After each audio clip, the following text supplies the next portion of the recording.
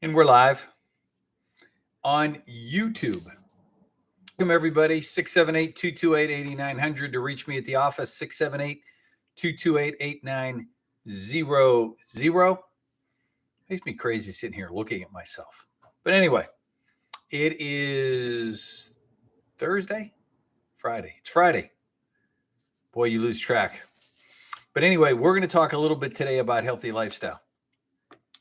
Two new studies came out, one from Massachusetts General Hospital, the other from the American Association for Cancer Research, and they are tied together.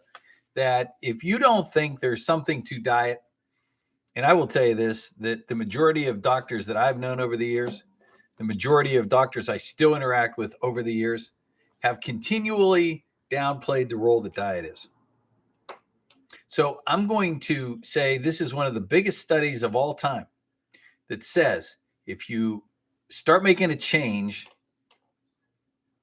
you can mitigate and actually stop the risk factors of cancer, even if it's in your genes.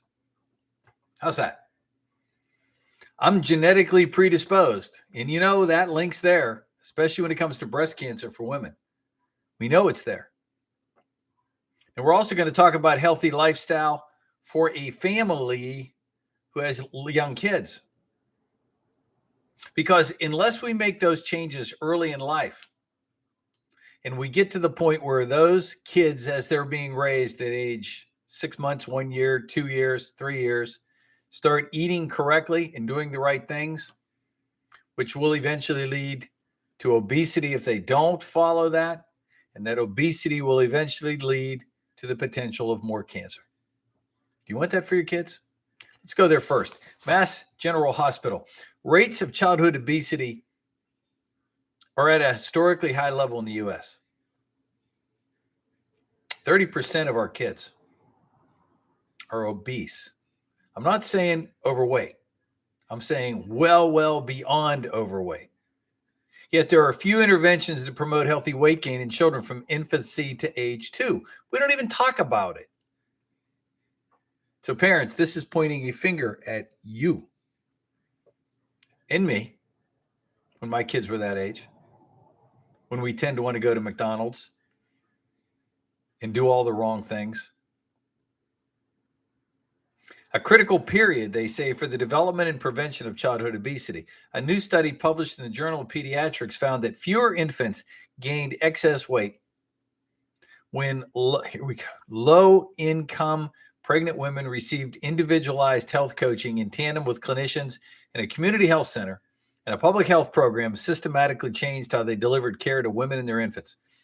Once again, there is this feeling in the field of medicine that if you don't have enough money, you can't eat healthy. And I say, bull. You need to talk to somebody and do a budget and understand the importance of buying healthy foods and making those changes now. So don't look at this and say, okay, you're coming down hard on people on welfare. No, I'm not. And you're coming down hard on those in the inner city. No, I'm not.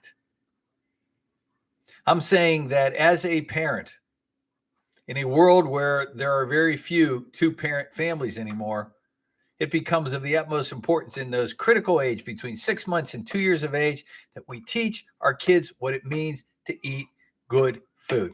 I'm not talking about going organic. I'm not talking about you got to eat just fruits and vegetables. I'm saying make common sense. I said this yesterday. Went to Aldi's, where I go for my shopping. And again, I should be a spokesperson for Aldi's. Doing the shopping, I went through the cooler section, and there was probably a 2-pound pre-cooked turkey breast, smoked, fully cooked, for like $7. Picked up a couple sweet potatoes, $2.50. Got all I needed to make a salad, $3. And I lit the oven to 350, put the turkey breast in there to warm it up. And by the way, I also found while I was at Aldi's, they had a special going on in crab cakes, low-cal crab cakes made all natural. And Bought a pack with 2 of those and stuck those in there also so that we would have a little bit of seafood along with the turkey. So my total expenditure here, $15. Now I'm going to tell you, when I took out the turkey breast after we heated it, and I took out the crab cakes, and I sliced it up, my wife and I had enough for 3 meals. We doled out and ate a half a sweet potato. We had our turkey. We had our salad. And in my salad was also green peppers and some strawberries and red peppers. So, in essence, for $15, you could feed a family of 4. I don't consider that, maybe I'm naive, but I don't consider $15 for an entire dinner of healthy food overly expensive. Most interventions to prevent obesity in children attempted to change the behavior of the child's parent or family. Hallelujah, I say, explains lead author Elsie Taveras, Mass General. But a child's health is also influenced about how well clinical and public health systems interact with families and provide care targeted to reduce the risks of obesity. You want to start counseling a 1-year-old? See the problem here?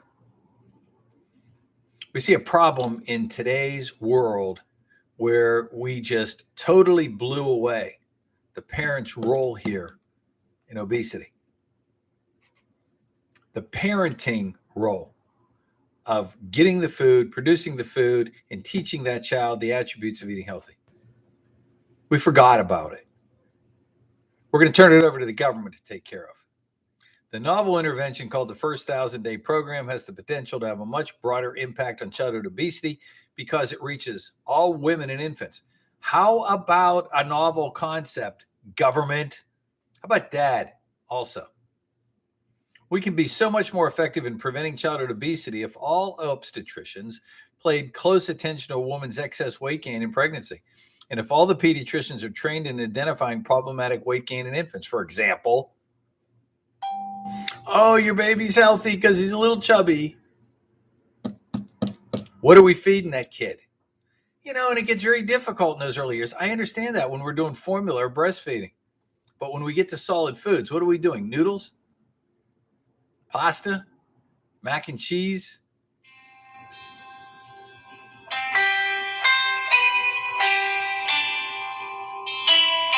Excuse me for just 1 second. Let me just do something here. Okay, my phone rang. But anyway, the investigators compared infant weight outcomes in women and infants who received the intervention and those who received usual care.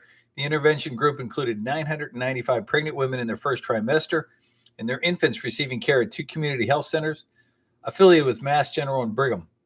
The comparison group consisted of 650 pregnant women and infants who received usual care at 2 other community centers, serving low-income families. I'm going to tell you this. I don't think the bulk of the obesity problem is with low-income families, quite honestly. The intervention had 2 goals: to promote the adoption of healthy behavior in the women, in their infants. How about that? And make systematic changes to the clinical care of the women the infants received. The system-level component of the intervention included, for example, standardizing obesity prevention training for pediatric clinicians and staff, determinants of health, and providing educational materials and text messages to families that promoted healthy support and coaching during the pregnancy. The infants in the intervention group had 54% lower odds of being overweight at 6 months, 40% lower odds of being overweight at 12 months, just by making the parent come to the table. Next steps in the research are to find the best approach to disseminate the intervention to other health systems that care for low-income families. Again, we put a focal point and a bullseye around low-income families when the real problem is not there. It's everywhere. Now, mom had breast cancer. Am I going to get it? American Association for Cancer Research. Healthy lifestyle factors such as abstinence from smoking and drinking and lowering your body mass index and exercise correlated with a decreased cancer incidence, even in individuals with a high genetic risk. As genetic research continues to uncover the focal points or areas in the DNA with specific changes that influence the cancer risk, researchers can define polygenic risk scores, personalized estimates of an individual's cancer risk, based on the patient's unique combination of these changes. So now we can grade you. Are you making changes to your lifestyle? To validate this, the researchers utilized genotype information. I don't want to bore you with that. Participants are surveyed upon enrollment in various lifestyle factors, including smoking and alcohol consumption, body mass index, exercise habits, and typical diet. Based on these factors, the colleagues identified each patient as having an unfavorable, a 0 to 1 healthy factors, intermediate 2 to 3 healthy factors, and favorable 4 to 5. Patients with the highest quintile were nearly twice as likely for men and 1.6 times as likely for women to have a cancer diagnosis by their most recent follow-up in 2015 and 2016.